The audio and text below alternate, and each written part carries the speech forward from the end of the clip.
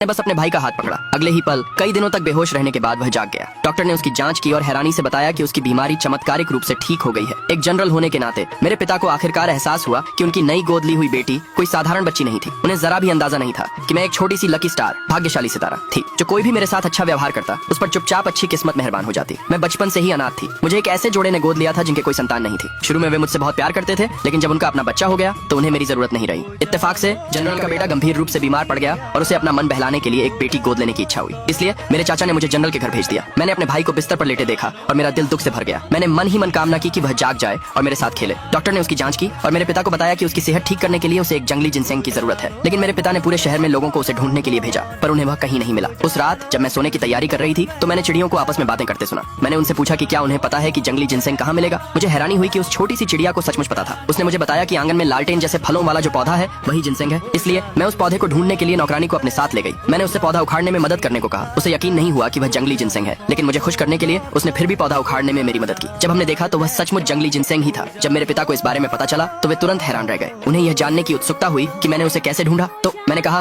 कि यह उस छोटी सी चिड़िया की वजह से मुमकिन हुआ। वे पूरी तरह से हक्के बक्के रह गए। अगले दिन मैं और मेरे पिता दादी को यह खुशखबरी सुनाने की तैयारी कर ही रहे थे कि हमने दादी के छोटे से कुत्ते को बोलते हुए सुना। उसने बताया कि उसके दांतों के बीच मछली का एक कांटा फंस गया है। मैंने तुरंत अपने भाई और दादी को इस बारे में बताया, लेकिन दादी को मेरी बात पर यकीन नहीं हुआ। इसलिए मैंने उस छोटे कुत्ते से अपना मुंह खोलने को कहा। अगले ही पल कुत्ते ने सचमुच अपना मुंह खोल दिया। फिर मेरे भाई ने उसके दांतों के बीच फंसा हुआ मछली का कांटा बाहर निकाल दिया। उस पल मेरे पिता को एहसास हुआ कि जब से मैं घर में आया हूँ तब से अच्छी अच्छी चीजें होती रही हैं। अगले भाग के लिए नीचे कमेंट में यस लिखे।